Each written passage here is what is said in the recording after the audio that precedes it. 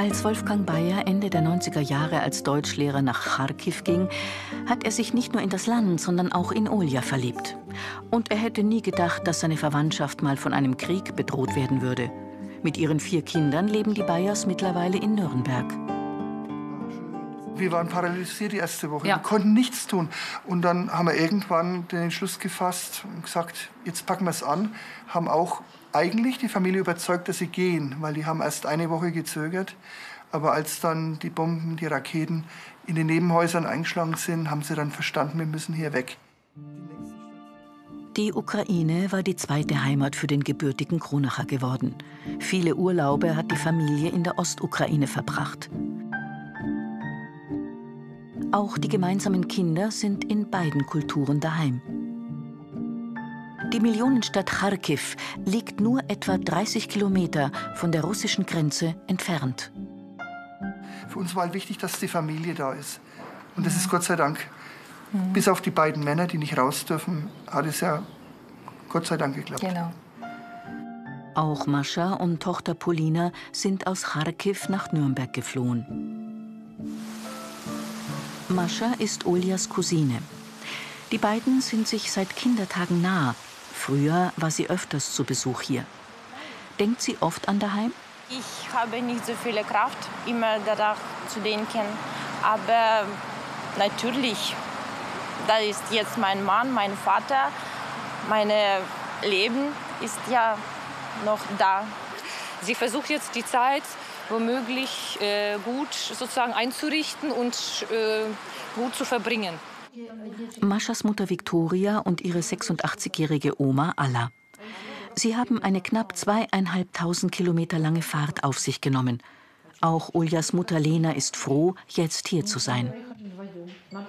Wir müssen ja auch stark sein für die anderen. Also die haben alle noch viel mehr erlebt. Ne? Wir haben nicht so also die Schwiegermama ist genau. vorgestern beim Abschlussfeuerwerk vom Nürnberger Volksfest ist sie zusammengezuckt und hat gefragt, hier wird geschossen, was ist denn los? Ja, sie hat das war gezittert. richtig, Sie hat gezittert. Ich habe sie in den Arm genommen und gesagt, Lena, kein Problem, das ist ein Feuerwerk. Am nächsten Morgen. Mascha bringt Polina in die Gretel-Bergmann-Schule. Und auch Miron, der Sohn ihrer besten Freundin Katja, ist dabei. Sie hat jetzt neue Freunde und jetzt sind sie schon nicht so nervös, weil ihr Leben ist ja so ähnlich wie das war früher. Kinder aus verschiedenen Ländern lernen Deutsch mit Lehrerin Laura Loos. Ängstlich. Ängstlich. Fröhlich haben wir hier. Fröhlich. Fröhlich. Fröhlich. Fröhlich. Nicht gut. Und das Wort, wie heißt das? Traurig. Traurig. Einfach. Alles ist neu für Polina. Auch die Worte wütend und fröhlich.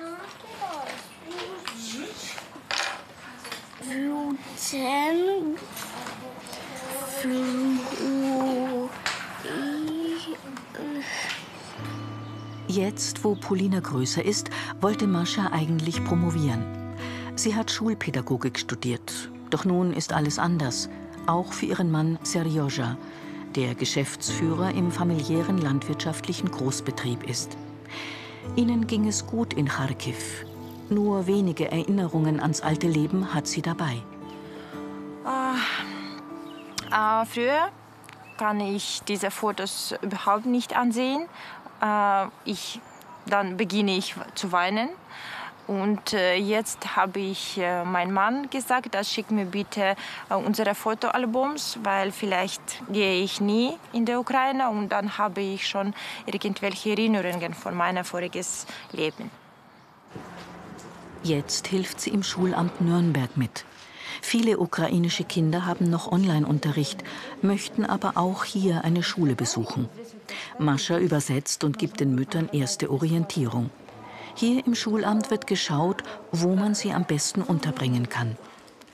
Auch Oksana möchte, dass ihre Tochter Daria hier in den Unterricht gehen kann. Ihre Heimatstadt existiert nicht mehr, denn sie sind aus Mariupol geflohen. Die Maschinenbauingenieurin hat dort bei kommunalen Diensten gearbeitet. Die 13-jährige Tochter besuchte das Gymnasium.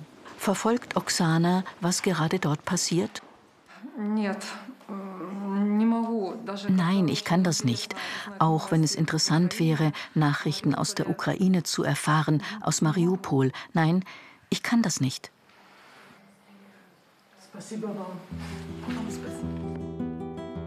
Die beiden warten auf das Gespräch mit dem zuständigen Koordinator. Vor einigen Wochen hat Mascha im Messezentrum gedolmetscht, wo Flüchtlinge aufgenommen worden sind. Sind die vielen Schicksale nicht auch für Sie belastend? Ich mag so. Ich habe jetzt keine Arbeit und darum habe ich viel Freizeit. Und dann herzliche Willkommen für alle aus der Ukraine. Oksana und Daria haben das Gespräch hinter sich. Die Tochter wird erst mal Deutsch lernen. Ich bin froh, weil mein Kind eine Zukunft hat, eine friedliche Umgebung und gute Menschen um sich herum. Zu Hause bei den Bayers. Hier ist immer etwas los. Maschas beste Freundin Katja ist jetzt hier zu Kaffee und Kuchen vorbeigekommen. Mittelschullehrer Wolfgang und seine Frau Olja haben viel Organisationsarbeit zu bewältigen, neben ihren 4 Kindern. Die Wohnungssituation hat sich mittlerweile ein wenig entspannt. Denn Mascha, ihre Mutter und Katja leben jetzt mit den Kindern in einer eigenen Wohnung, sind aber oft hier. Im Haus der Bayers wohnen noch Oljas Mutter Lena und Oma Alla.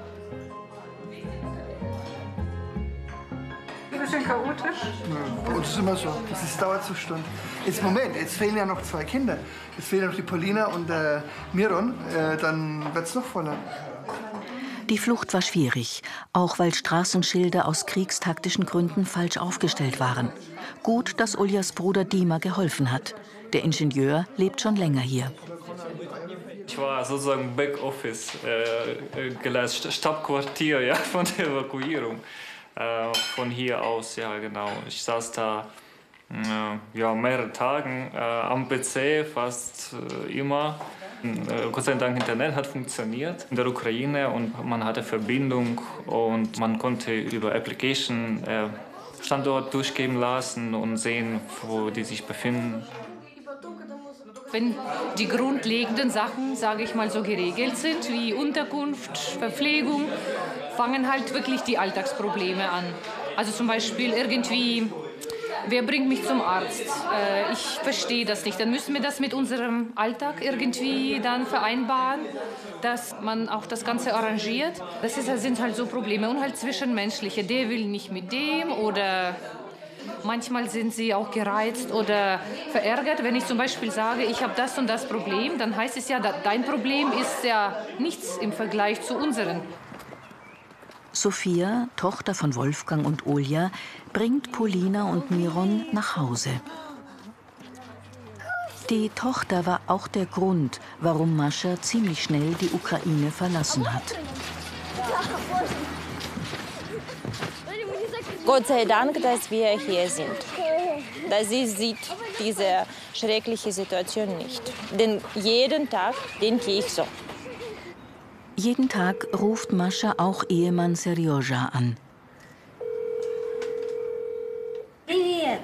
Привет. Привет. Как дела? Hallo, wie geht's? Mir тоже. Soweit gut, mir auch. Хорошо. Serjoja musste in der Ukraine bleiben und ist zu Verwandten geflüchtet, wo er hofft, vor Bomben in Sicherheit zu sein. Polina erzählt ihrem Papa von einem Besuch in einem Freizeitpark. Там жили кто? Там жили принцессы и цари. Dort haben Prinzessinnen und Zaren gelebt, wiederholt Mascha nochmal Polinas Worte, bevor sie sich verabschieden. Все, давай, пока. Пока. Давай, целуем, пока. Und Mascha? Schwierig. Wir sind schon fast 2,5 Monate nicht miteinander. Und nicht so gut, wie kann es sein. Aber nicht so schlimm, wie kann es auch sein. Polina? Как тебе, Полина? Ты скучаешь за папой? Да, очень. Ist auch schwierig. ohne Papa. Ja? Vor dem Abendessen spielt sie noch ein wenig Schach mit Sophia, während deren Vater Wolfgang Bayer das Abendessen zubereitet. Ich glaube, diesen Salat kennt jeder Ukrainer. Das ist der Salat Olivier. Der ist aus gekochtem Gemüse hauptsächlich und sehr gesund. Ich denke, die werden sich freuen, weil das kennen sie und es ist auch ein Stückchen Heimat für die Ukrainer. Die Kinder essen dann ein wenig später, denn nicht alle passen an einen Tisch. In friedlichen Zeiten wäre es ein schönes Familientreffen. Alle wünschen sich, dass das auch irgendwann wieder in Charkiw möglich ist.